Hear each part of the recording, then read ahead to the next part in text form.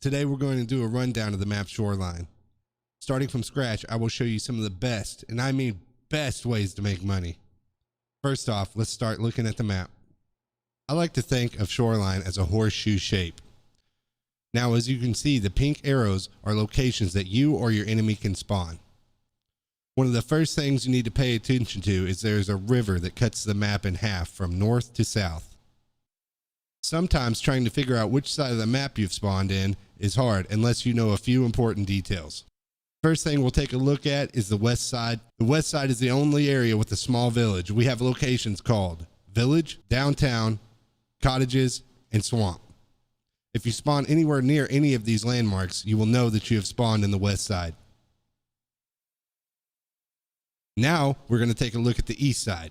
The east side is the only part of the map that has a radio tower and a Doppler radar, also known as the weather station. So if you see any of those landmarks, you know that you are on the east side of the map. There are a few ways we can go about getting loot.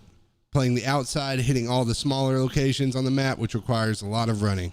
Or we can go to the inside of the map and actually have dense loot spawns. Easy to loot, easy to die. Do what you must, but I will have to recommend using a pistol, not a hatchet.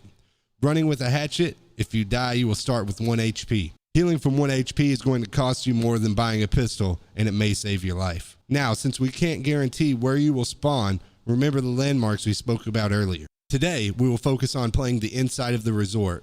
There are 3 main parts of this building: East Wing, West Wing, and Admin Building. If you don't have money to spend on keys, we're going to start off at the Admin Building. There's a dense amount of loot that doesn't require any keys to get started. Please keep in mind these locations are hotspots for enemy players, and they want your booty. Another thing to keep in mind is time is money. The faster you can get in and out successfully, the more loot you will gain. Depending on what pouch you have attached to your player is going to determine how much money you can obtain, even if you die. If you have enough valuables in your pouch, rest easy because you've made profit. Now it comes down to making plays on players, or are we going to get out safely? Right now, I think it's time to go in for the kill. Dying is only going to get you to your next raid faster. And who knows, you could slip a bullet tightly under a man's helmet and walk away with everything he has worked for. This game is about risk, and we are not going to be little sissies. Like I said, dying is only going to get you to your next raid faster. Refresh loot spawns and new opportunities to kill players. Now, let's take a closer look inside of the resort building. And fast forward, I will show you what rooms to hit and what to expect. But first, let's look at a few gun rundowns. The PM pistol, cheap, affordable, and enough to get the job done. With small iron sights, this thing is easy to take accurate shots. The only downside is an 8-round capacity and less than desirable power. You want to pair this little guy with some SP8 GZH ammo. For under 10k rubles, you can get suited up and do some serious damage. If pistols are not your thing, we will up the firepower a bit and take a quick look at the VPO-136, also known as the Vepr AK. This thing packs a serious punch. Paired with the right ammo, this gun will drop anyone, leaving all that juicy loot just for you. Priced around 50k rubles, you can get this thing stacked with the right ammo and even drop the most geared players. Best in class ammo for this bad boy is the 7.62x39 BP. The only downside of this gun is it's single fire only and has a massive amount of kick. But if you can click on the forehead, it's game over. If single shot weapons are not working for you, I must recommend this little guy. Small and compact, the PP-91 Keter has a high rate of fire and should never be underestimated. Priced around 30k, you can get a high rate of fire submachine gun that can easily be ditched somewhere after looting your kills. The best class in ammo for this is the same as the PM pistol, SP8 GZH. All prices mentioned above are roughly estimated, including mags and ammo. Also remember, some of these guns require rigs to hold extra magazines, so on a budget, just grab a scav vest. Okay, now we are ready. Choose your gun and let's begin.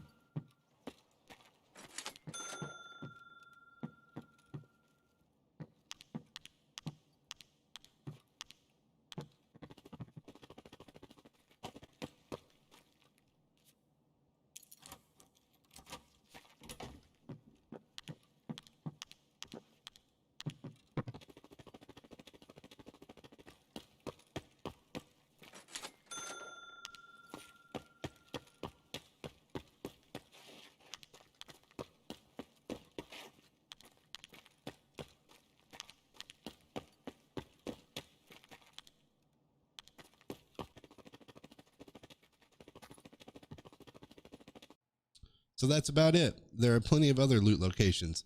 Find the route that works for you. I'm very new to making videos. If this helped you out, I'd very much appreciate it if you could take the time to click the like button. And if you want to see more content, hit the subscribe button. I try to stream every day on Twitch, so if you're interested, send me a follow at caster_daily. Much love, guys, and happy hunting.